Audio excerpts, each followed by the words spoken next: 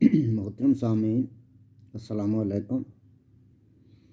معروف عالم دین اور پاکستان کی نامور سیاسی شخصیت حضرت علامہ خادم حسین رضوی صاحب رضائے الہی سے انتقال فرما گئے ہیں۔ انا للہ و انا الیہ راجعون۔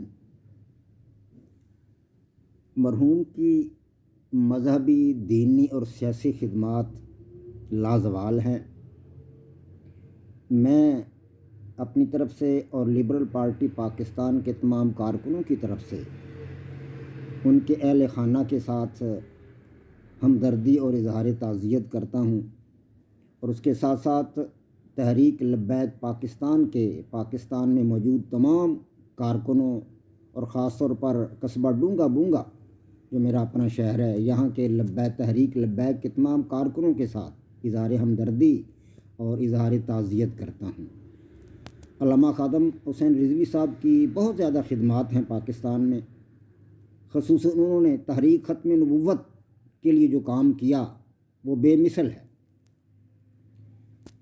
مولانا کی پیدائش میری معلومات کے مطابق تحصیل پنڈی گھیپ، ضلع راولپنڈی میں ہوئی، اور انہوں نے اپنی ابتدائی تعلیم قصبہ دینا سے حاصل کی، وہاں ایک دینی مدرسہ سے حاصل کی، اور اس کے بعد وہ لاہور آ گئے۔ کچھ عرصہ لاہور میں انہوں نے دینی خدمات انجام دیں۔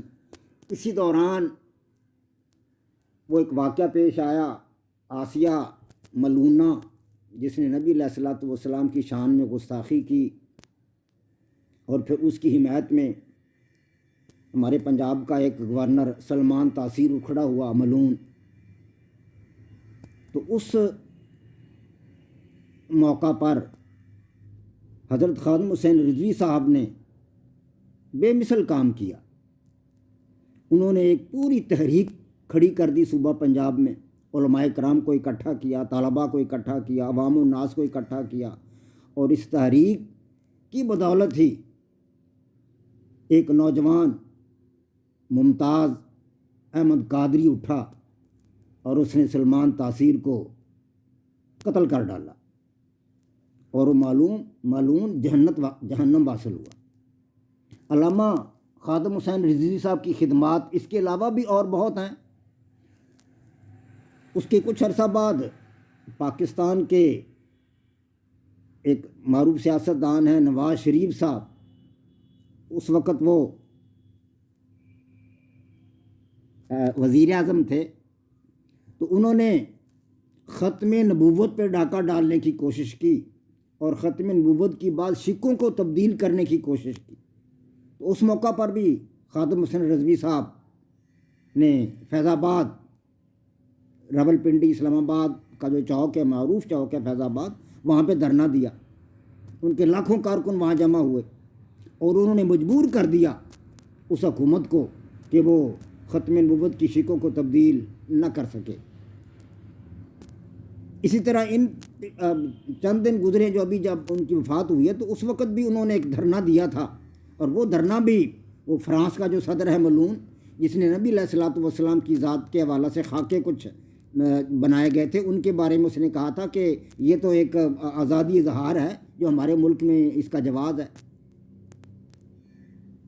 تو اس کے خلاف بھی علامہ خادم حسین رضوی صاحب نے فیض آباد میں دھرنا دیا پچھلے دنوں، اور وہ دھرنا بھی خدا کے فضل و کرم سے کامیاب رہا۔ اس دھرنا میں وہ اپنی 4 باتیں منوانے میں کامیاب ہوئے۔ پہلی یہ بات تھی کہ فرانس کا جو ہے سفیر، اس کو پاکستان سے 2-3 ماہ کے اندر اسمبلی سے یہ قرارداد پاس کروا کر 2-3 ماہ کے اندر اسے پاکستان سے نکلوا دیا جائے گا۔ اور دوسری بات یہ تھی کہ فرانس کی تمام مصنوعات کا پاکستان میں بائیکاٹ کیا جائے۔ اس بات کو بھی انہوں نے اپنے دھرنے کے ذریعے منوایا، اور اسی طرح تحریک لبیک کے تمام کارکنوں کی رہائی کا مسئلہ بھی انہوں نے حل کروایا، اور آئندہ اس قسم کی گستاخانہ خاکوں کے بارے میں پاکستان کے مضبوط اور اٹل جو عزم تھا اس کو انہوں نے ظاہر کرنے کے لیے اپنے آپ کو پیش کیا، اور اپنے کارکنوں کی قربانی دے کر، اور اپنی ذات کی قربانی دے کر، وقت کی قربانی دے کر، اور اپنی جان کی قربانی دے کر انہوں نے ختم نبوت کے لیے کام کیا۔ تو ان کی خدمات بے مثل ہیں۔ اللہ تبارک و تعالیٰ نے اپنے جوار رحمت میں جگہ دے، مغفرت فرمائے، صغیرہ کبیرہ ہر قسم کے گناہوں کو معاف فرمائے، ہمیں ان کے نقش قدم پر چلنے کی توفیق عطا فرمائے۔ وما علینا الا البلاغ۔